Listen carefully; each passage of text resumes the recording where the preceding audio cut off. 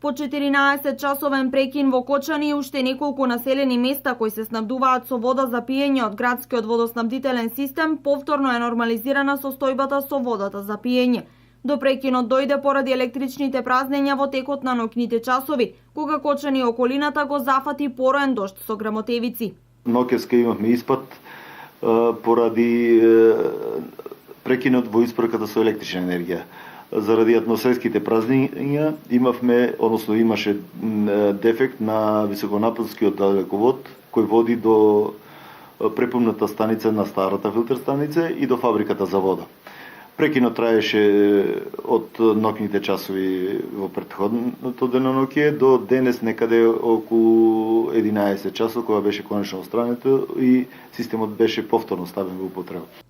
Според Папазов, по санацијата на водоснабдителниот систем и поставувањето на новиот цевковод во близина на Грдовски орман во 2013 година, досега се нема случено поголема хаварија на водоснабдителниот систем на Кочани.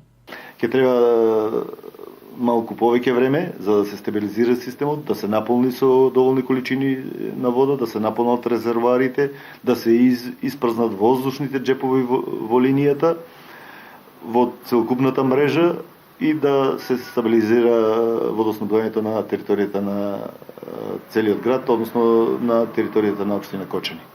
Инаку потрошувачката и во овие летни месеци со високи температури се движи од 150 до максимални 180 литри вода во секунда.